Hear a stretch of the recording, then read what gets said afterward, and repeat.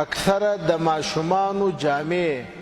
څپلۍ داسې نور چې زیات وي مور او پلار یې بل چاته ورکوي. د مور او پلار ته دا جایز دي که نه؟ دا مسله مهمه مسله ده، باید زده یې کړي. یو مسله دا زده کړي چې د نابالغه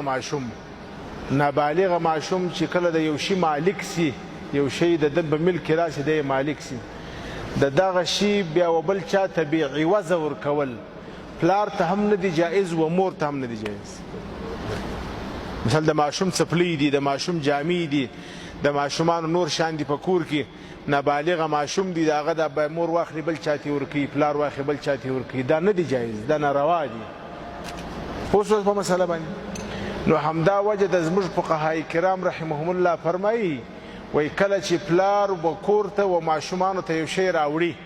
مثلا پلار په اختر کې و ماشومان ته جامې ورکوي، څپلۍ ورکوي، خولۍ ورکوي، بل څه ورکوي، نو پلار دې دا نیت نه کوي چې دا زما ماشوم یې مالک شو، د ملک نیت دې نه کوي، د استعمال نیت دې وکړي. مثال دا دې وایي دا شی زما و اوس هم زما دی، خالي به زما بچی یې څه وخت استعمال کړي چې بیا پر ده باندې تنګ سو یا لنډ سو یا زیات سو، بیا به زه بل چاته ورکړم. د ملک د ورکړې نیت مه کوې کوه ماشوم ته، نو بیا خو شی ستا دی، نو بیا سبا ته کولی سې چې که ده پر ده زیات سو بل چاته ورکړي. او همداسې چې که بل چا بیا و ماشوم ته شی ورکوي، بل چا و ماشوم ته اکثره دا خلک و ماشومان ته یو شی ورکوي، نو په دې کې زموږ فقهای کرام رحمهم الله دا مسله تفصیلي ذکر کړې ده. وایي ماشومانو ته چې خلک شیان ورکوي په دې کې عرف ته کتل کېږي، رواج ته. یو داسې وي کوم فکر کړي د یو چا کره زوی یا لور پیدا سي،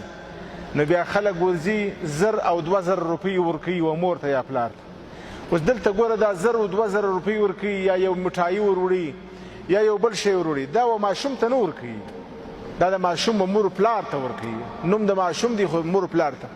نو په هغه کې بیا د عرف اعتبار دی، که مور ته ورکوي د مور حق دی، که پلار ته ورکوي د پلار حق دی. او هغه شیان چې خلک یې و ماشوم ته ورکوي، لکه اوس مثلا ماشوم لږ راغټ سو د کال 2-3 سو، په لسي باندې، په شلي باندې، په 50 باندې پوهېږي، نو اوس چې څوک یې ورکوي دا یو ماشوم ته ورکوي، نو دا پیسې بیا د ماشوم څخه اخیستل و بل چاته ورکول دا پلار ته نه دي جایز. او اکثره خلک په دې ځای کې بس صدقه بزرګي شروع کړي، د ماشوم څخه واخلي، نور ماشومان په ګډ کې دا تاسو د ټولو دي، یا واخلي بل چاته ورکړي، یا بل هغې کې دا نه ده جایز. د ماشوم مال دی، په ماشوم په مصرف کولو کې چې پر ماشوم یې مصرفوي، بیا د پلار د مشر تولا پکار ده چې مثلا ماشوم ته چې ورکړي 500 روپۍ هغه خرڅوي، بیا ځای پلار ورته وایي چې نه په دې مه خرڅوه، په دا شي یې خرڅوي، که هغه بیا مشکل نه لري.